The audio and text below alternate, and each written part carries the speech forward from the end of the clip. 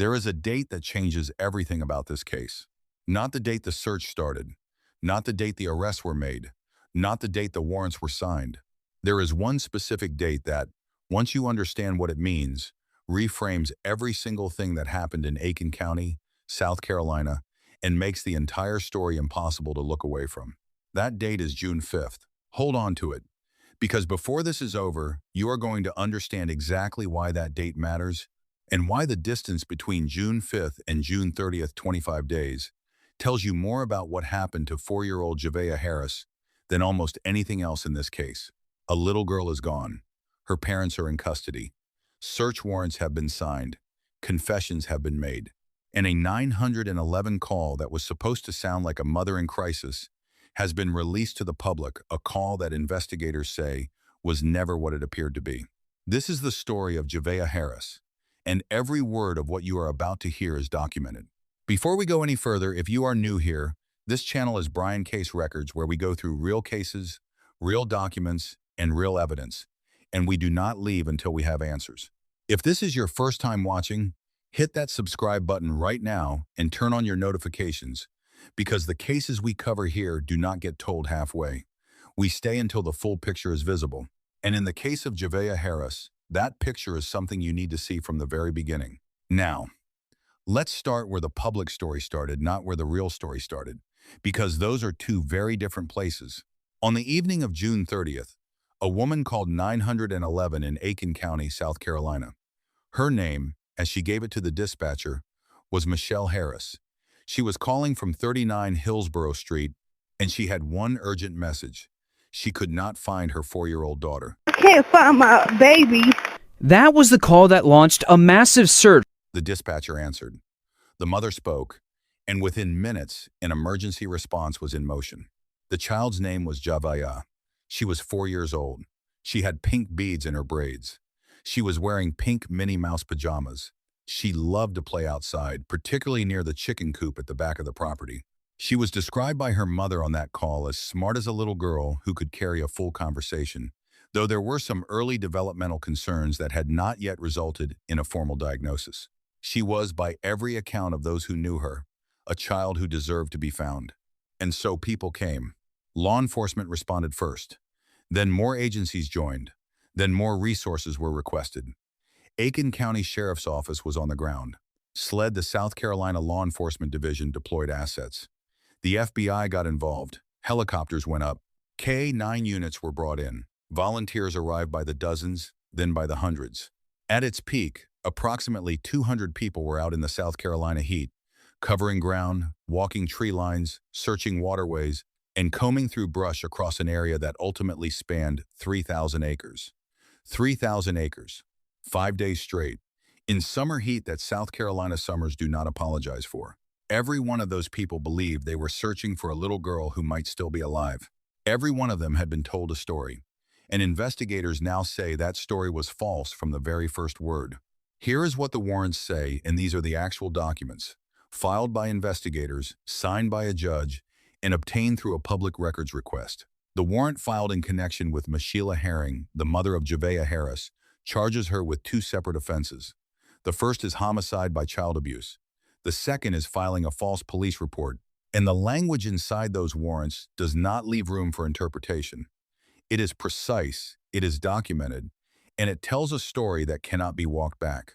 On the homicide by child abuse charge, the warrant reads, in part, that the defendant committed child abuse or neglect, and the death occurred under circumstances manifesting an extreme indifference to human life, specifically by not seeking medical attention for Javea after knowing that the child suffered an injury which was obtained by physical abuse.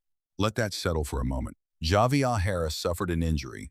That injury was obtained through physical abuse, and after that injury occurred, neither parent sought medical attention for their 4-year-old daughter. The warrant further states that this information was obtained through the defendant's confession and the co-defendant's confession. Both parents spoke. Both parents gave statements, and what they admitted to became the foundation of the charges now filed against them. On the false police report charge, the warrant states that Michelle Herring reported to the Aiken County Sheriff's Office that her daughter was missing and/or abducted by another person, and that this was determined to be false. A search of the area and interviews conducted by law enforcement revealed that the child had not been abducted. And then the warrant says something that adds a new and devastating dimension to everything. Mashila admitted that she had disposed of Javeayah's body at another location. Not that Javeayah wandered off. Not that someone took her. The mother admitted she had disposed of her daughter's body, somewhere outside of Aiken County, at a location separate from the home on Hillsborough Street, where that 911 call was made. At a place that law enforcement would spend days trying to find. Now look at what this means when you place it against the timeline. Investigators have identified June 5th as the date connected to the injury Javeayah suffered. June 5th, that is the point where something happened inside that home.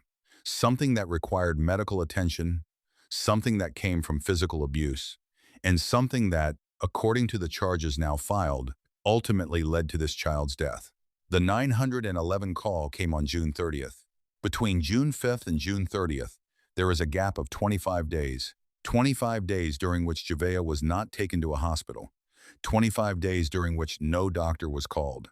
25 days during which the child's injury, whatever it was, however severe, went without any medical intervention, according to what is documented in the warrants. 25 days that ended not with a parent coming forward, not with a confession, not with someone seeking help, but with a 911 call, designed to make it sound as though a little girl had simply walked away from her yard on a warm summer evening. That is the gap. That is the core of this case. That is why June 5th matters more than almost any other date in this story. And then there is the father's warrant. The warrant filed against Javeayah's father carries the same homicide by child abuse charge. But there is a detail in that warrant that adds another layer to the picture already emerging. According to what has been filed, the father's warrant notes that the victim suffered something, a portion that is redacted in the available documents, which was obtained from physical abuse by the victim's mother. So the warrants, as filed, indicate that the physical abuse resulting in Javeayah's injury is attributed to the mother. The father's charge, also homicide by child abuse, stems from his role in what happened afterward. He knew. He did not act. He did not call for help. He did not take his daughter to a hospital or a clinic or an emergency room.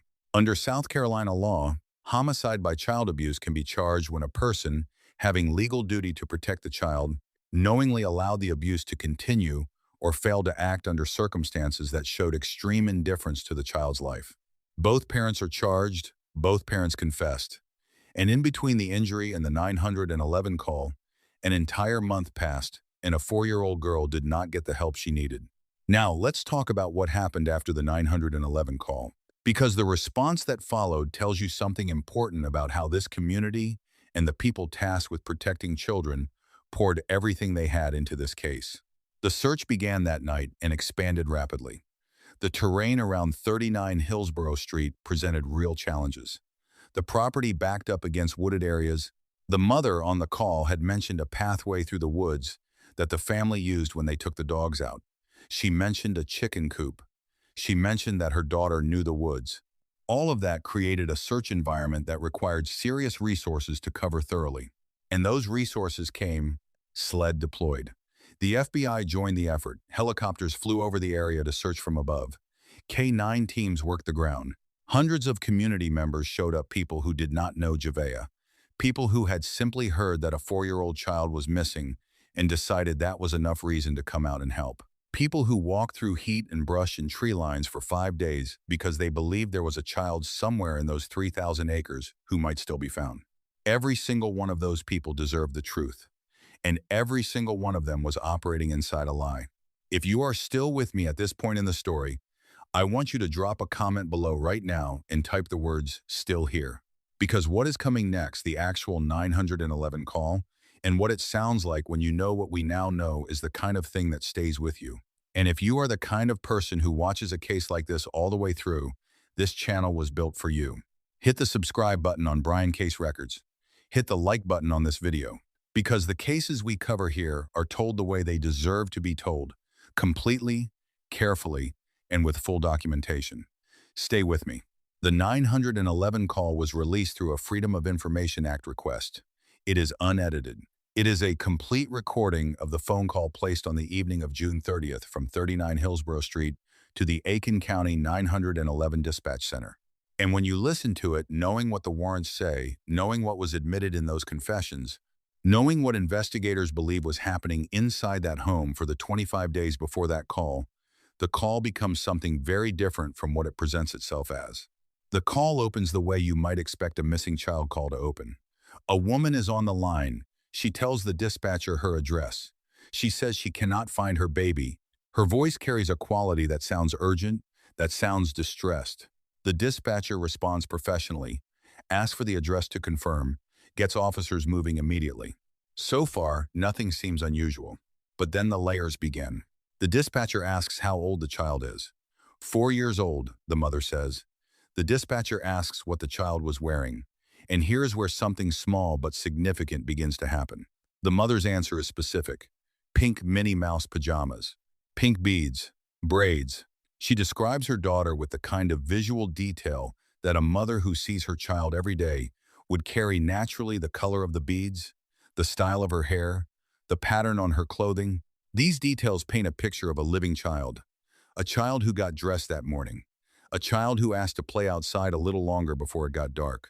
A child whose bath water was running in the tub and whose dinner was on the stove, both of which the mother mentions during the call, constructing a domestic scene of a normal evening interrupted by the sudden disappearance of a child. But investigators say Javeayah was not alive that evening. Investigators say the injury that led to her death occurred on or around June 5th.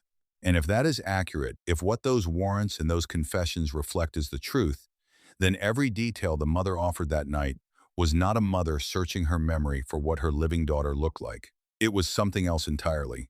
The dispatcher asks when the mother last saw her daughter. The mother says roughly 20 minutes before the call. She says she went inside to cook dinner. She told Javeayah it was time to come in once it started getting dark. She says when she came back outside, she could not find her anywhere. That is a coherent, believable story.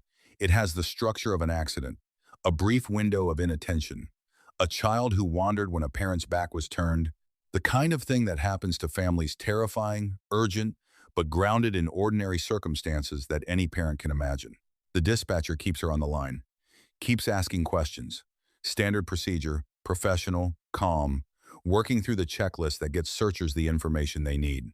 And then the mother adds a detail that functions, whether intentionally or not, as a redirect. She mentions the people she has seen in the area.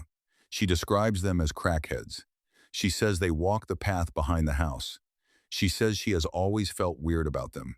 She says she does not know, but the way she frames it carries the clear implication of suspicion, of a possible direction for investigators to look that is not the house, not the family, not the people on that property.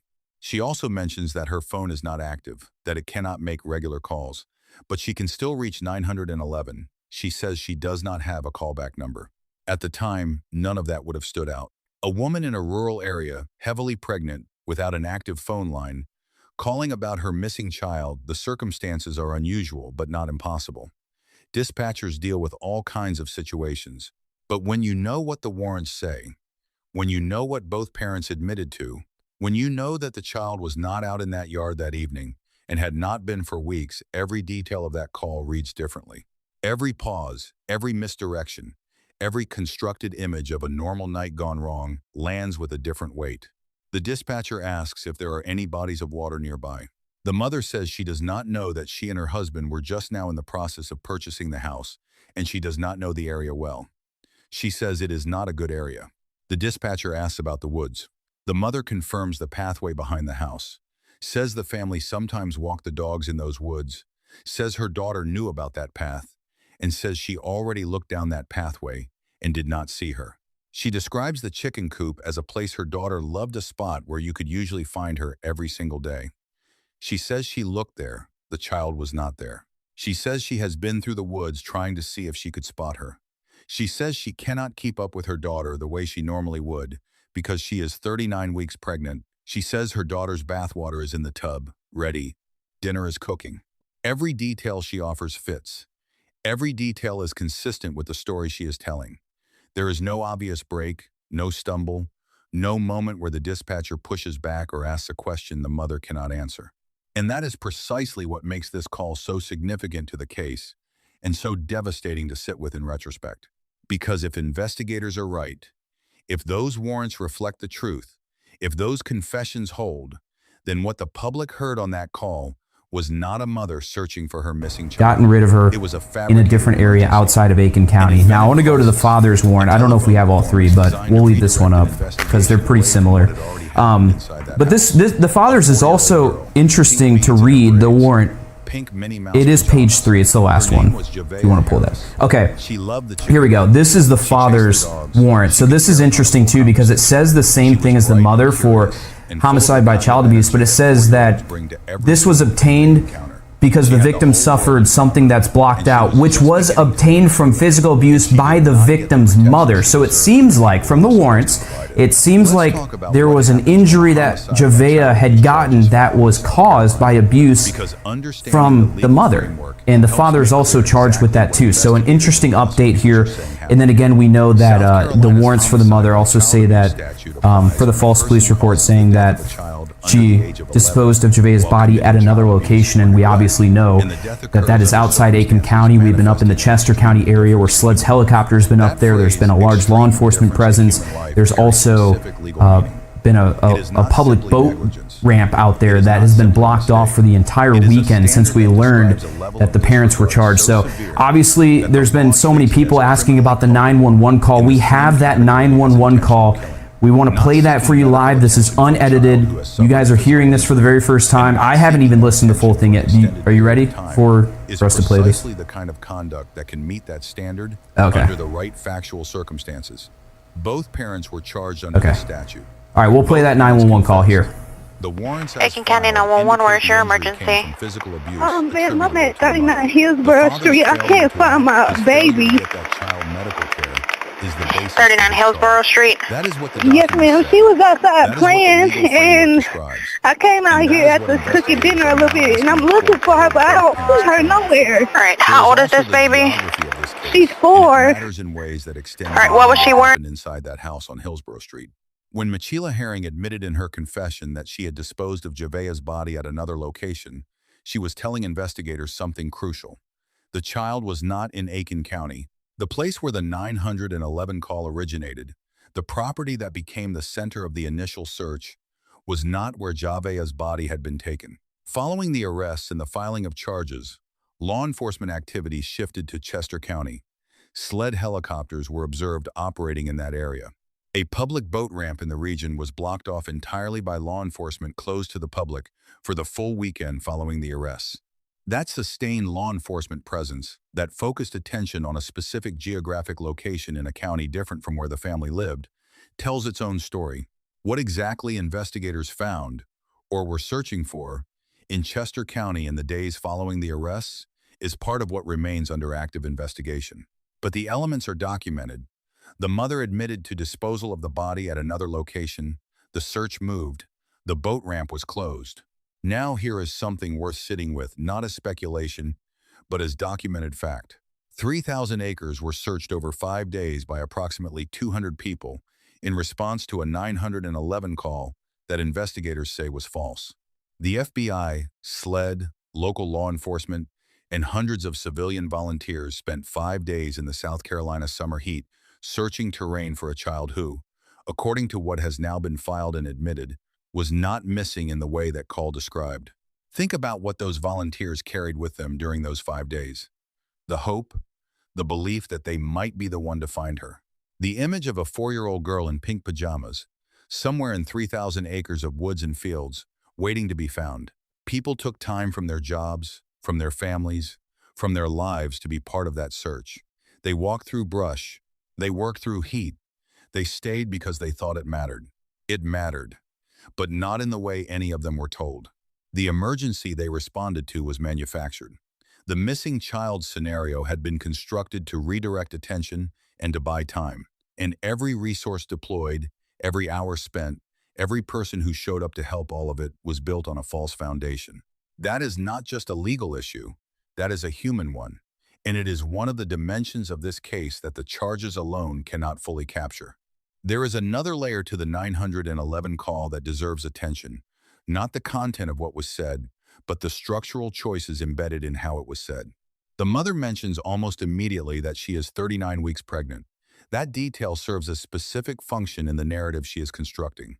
It explains why she could not keep up with her daughter. It explains why she might have left a 4-year-old outside unattended, not out of carelessness, but out of the physical limitations of late pregnancy. It is sympathetic. It is humanizing. It is the kind of detail that makes a story feel lived in and real. She mentions the bathwater in the tub. She mentions dinner cooking on the stove. Both of those details serve the same function. They create a timeline, a routine, a sense of a normal evening interrupted. The bathwater means she was planning for bedtime. The dinner means the household was operating in its ordinary rhythms. It says, this was a normal day right up until it wasn't. She names the pathway through the woods. She mentions the chicken coop. She positions herself as someone who knows where her daughter goes, who has already looked in those places, who has already done the searching a panicked parent would do.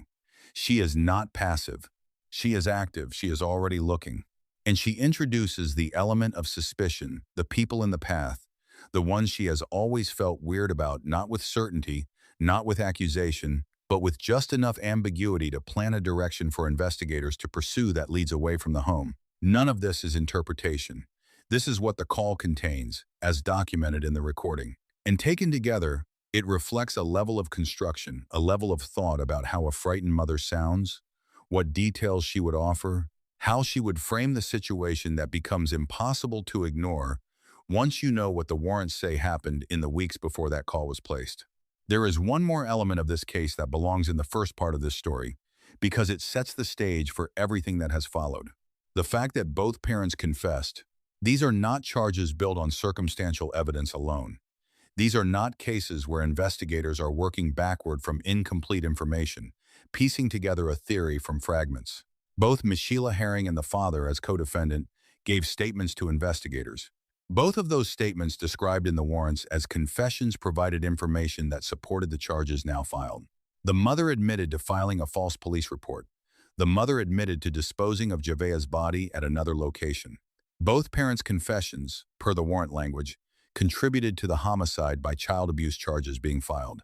This is significant not only because of what it means for the legal proceedings ahead, but because of what it tells us about the case itself. This is not a situation where investigators are speculating about motive or mechanism or timeline. This is a case where the people charged spoke, where the silence that covered 25 days eventually broke, where the story constructed on June 30th eventually gave way to something closer to the truth. Javeayah Harris was 4 years old. She had pink beads, she had braids, she wore Minnie Mouse pajamas. She loved the chicken coop and chased the dogs and could carry on a full conversation before most kids her age had even figured out how sentences worked. She had developmental concerns that had not yet been formally assessed, but the people in her life who knew her did not describe a child who was struggling. They described a child who was present, alert, and alive in the way that 4-year-olds are when the world is still brand new to them. She had a bath drawn, she had dinner cooking, she had her whole life in front of her, and she was failed profoundly, completely, and fatally by the people who were supposed to be her protection. That is where part 1 of this story ends. But it is not where the story ends. There is more documentation. There are more details. There are questions still outstanding about what was found in Chester County, about the precise nature of the injury documented in the warrants, about what the confessions contained beyond what has been made publicly available, and about what the road ahead looks like for everyone involved in the legal proceedings still unfolding. Those answers belong to part 2, and part 2 is coming. But before you go anywhere, if this case has you the way it has, everyone who has followed it closely, there is something you can do right now that takes about 3 seconds and costs you nothing. Hit the subscribe button on Brian Case Records. Every case we cover here is documented, sourced, and told with the level of care and detail that real victims and real families deserve. Hit the like button on this video. Drop a comment below and let me know what you think about this case so far, what stood out to you, what you are still sitting with, what question is staying in your mind as you move through this. Because Javeayah Harris was real. Her life was real. What happened to her is documented in warrants and confessions and court filings that are a matter of public record. And the least this story deserves is an audience that pays attention all the way through. That audience is here on Brian Case Records, and part 2 will be waiting for you. 25 days. June 5th to June 30th. That is the distance between the documented injury and the phone call that launched 3,000 acres of searching, 5 days of work by 200 people, and a national conversation about a little girl in pink Minnie Mouse pajamas who was never going to be found in those woods. Because she was never there. Her name was Javeayah Harris. She was 4 years old, and she deserved so much more than what the documented record says she received. This is Brian Case Records. Stay subscribed. Part 2 is next.